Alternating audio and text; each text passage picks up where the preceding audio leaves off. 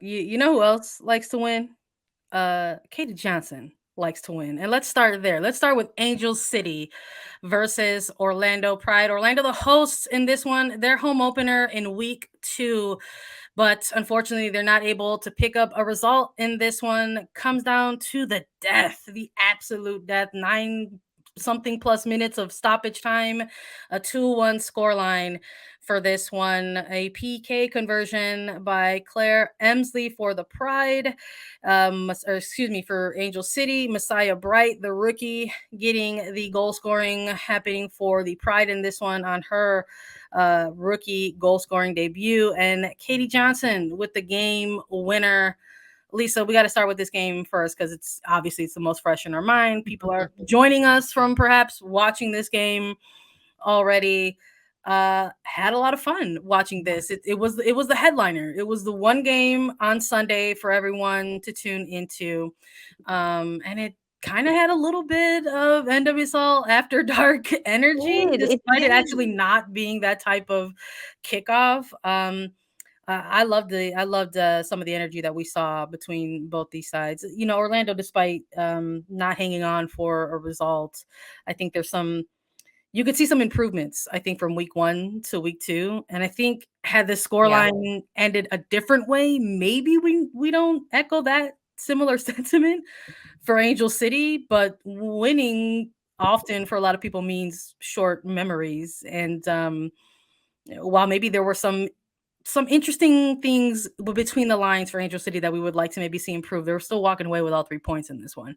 Yeah, this I think was really massive for Angel City. Both of us picking the Los Angeles side to get this win over Orlando, but it wasn't until the final minutes of stoppage time, the 100 minutes is what our Opta stats is telling us, and press backs, that's when Katie Johnson got the game winner. There was, I think, 10 minutes of added stoppage time added on, and it was in the final minutes of that Angel City actually secures the win. And Katie Johnson, a player that rotated onto this game late, 84th minute. This was a very interesting game. There was moments of really, really great football. It was transitional. It was competitive, but there was also moments where it was a bit sloppy on both sides of it, which really fed into the fact that there were so many turnovers. There were so many changes in possession. It was really a box-to-box game throughout the majority of this 90-minute match. And the fact that Angel City gets the opportunity to score a penalty kick in the opening first half. They end up going up 1-0 at this point, and it's Claire Emsley who finishes it. But the start of the second half for Orlando was an entirely different team. Seb Hines must have had a really good talking to in the locker room with this club, because they came out in the second half with a new game plan, a new understanding of how they were going to defend and collapse around Angel City when they had the ball, specifically in the midfield. We got to see a player in Messiah Bright come on and play in this game for Orlando, and it was fantastic to see this player get time and get minutes. Really impressive to see, honestly. But Angel City gets 2 penalty kicks and they can't convert the second one. It was carbon copy. Great job by Anna Morehouse, goalkeeper for Orlando, guessing the right side the second time against Claire Emsley, keeping things on the board after a potential handball in the box. I mean, it was a handball. I don't think it was, personally. I don't think that the way that the defender slid trying to block the shot counts as a handball, but they awarded it. I mean, this was a really exciting one to end the weekend for sure. I feel like there's enough within this weekend where there were those types of penalty kick opportunities, and whether the penalty kick takers and the shot stoppers, I think we've got enough in this weekend's package of highlights to chat a little bit about that as well. Emsley getting an opportunity in this game to open the goal scoring and then really pull Angel City ahead. Morehouse facing this striker on the second attempt didn't, came up with the save, but not as great of a take, I think. I agree. from Emsley. I think maybe could have been placed a little It bit it better. wasn't in the corner by any means. No, you're exactly right. It wasn't placed well. Yeah. It wasn't struck hard. It wasn't in the corner.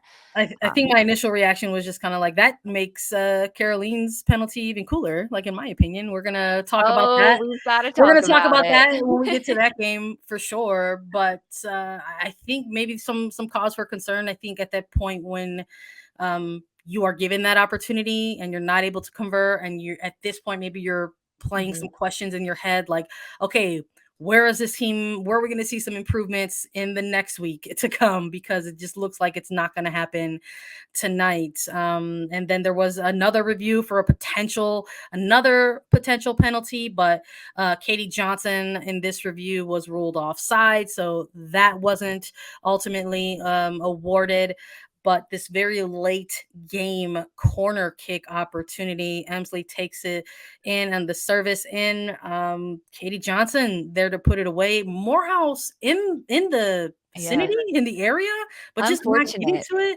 to it. It's when we're looking at sort of those week two kind of improvements. It's like, what are we going to see from some of these teams that maybe didn't have as great week one performances, and to have that stop on Emsley and then kind of have this footage on this late game goal to look back on. It's tough. I think this is the second consecutive week where you're looking at this defensive shape of Orlando, and you continue to ask some more questions. Or even if you're the Angel City side of things, if this ended 1-1, maybe you're continuing to ask those questions of whether it's coaching tactics or Right. what does the midfield, what does that midfield look like throughout the remainder of the season, or even in these early weeks. But it's all about the points in the It's end. Those balloons. all about the points, and I think we got to see a lot of player rotation, because 5 players checking in for Angel City and Freya Coom's side, something that we did not see traditionally in last year's 2022. Freya Coom had a pretty short bench. She didn't rotate that much, and we got to see Scarlett Cambreros, Sandra. I'm Yeah. surprised you didn't give Scarlett a shout out here. This is a player we actually haven't talked too much about on the podcast because the signing and everything happened a little bit outside of our recording schedule, but coming over from the Liga MX Femenil League to sign with Angel City. This was her first game available for Freya Coom and Angel City, and Cambreros checks into the match around the 70th minute, right before the 70th minute.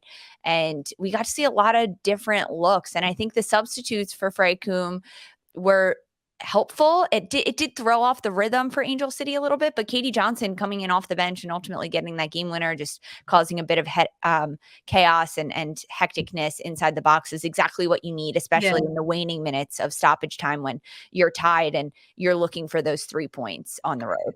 Yeah, that's a tall task. I don't know if I'm curious as to how Freya Kuma is going to continue to utilize Scarlett Camberos. Obviously came off the bench in a tough moment where it's like Right. you're making the decision to either roll the dice and go for all three of those points. I'm curious, in terms of what her positional tasks were asked of her. Mhm. It looked a little timid at times, but I mean, game one nerves I think is a big part of that. And game one nerves off the bench and perhaps being asked to get out there and create some magic, that always I think could sort of play in on the mental side of things. But hopefully it's one of those moments for her where it's like you got that done, band-aids off, welcome to the Yeah. NWSL, let's go. Very curious to see where she's utilized moving forward for this team, but great to see her make her debut after being rumored for weeks and weeks, No. to possibly be connected to Angel City. I mean, you shouldn't downplay that. I mean, we've had Camberos on the show. We've had an interview with her. We talked about when her signing came through, literally like a day or two before this match. And I'm very happy about her arrival to Mhm. to the league. I hate how it happened. Wrote a little bit about it in the preview. Folks can check that out on .com. And the collaborative effort to get her here between Club America and Angel City after she went through some really terrible things when it came to things like digital stalking and virtual violence and things like that. So happy that she's here. Hopefully she continues to feel safe and supported, and maybe that will continue to show out on the pitch.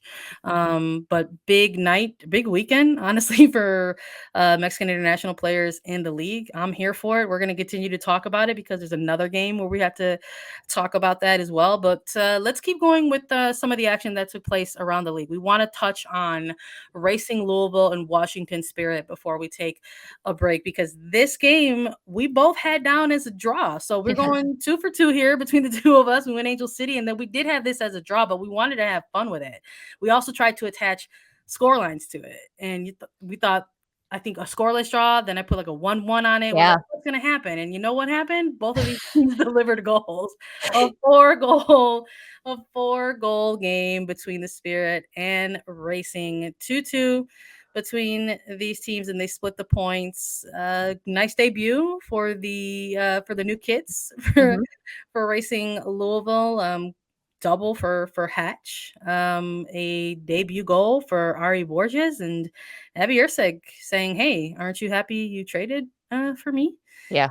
Nice, I think, performance. I think to get really just sort of get still some of that preseason energy out. That's the other thing about maybe like the first, like, honestly, the first maybe 4 weeks even of a regular season. Like, you still see some teams trying to like figure some things out and sort of get their identity, their team identity in check moving forward. And I think these are two teams that we're curious about in that aspect, where the Spirit with Mark Parsons in year one, a lot of new faces and young pieces, and Racing Louisville with their international experience, but still needing maybe some time to develop a little bit more cohesion between them. But the goals, I think, sort of make make up for that a little bit.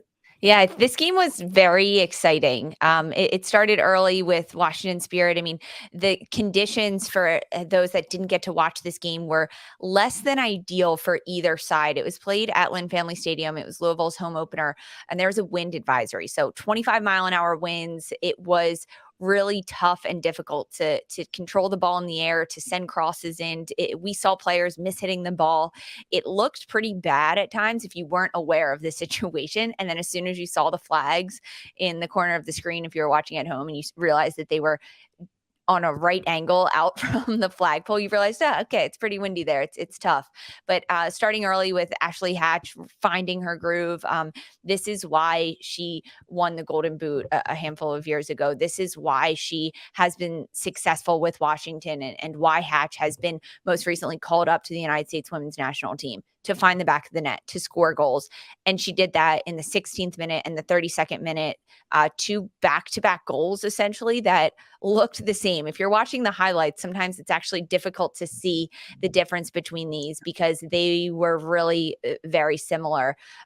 When you're playing as Washington is, with a Rodman, Sanchez, Hatch up top, and you have to mark all three of those players, but you've only got 4 defenders, how you mark them is so crucial. And Rodman in particular, and Sanchez, they're going to be the ones that drop a little bit deeper into the midfield off that front line, leaving Hatch to be.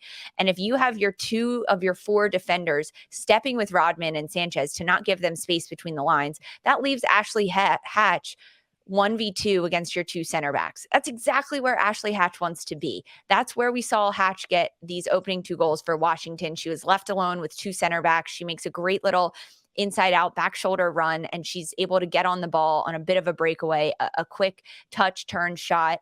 And before you know it, she's got 2 nearly identical goals.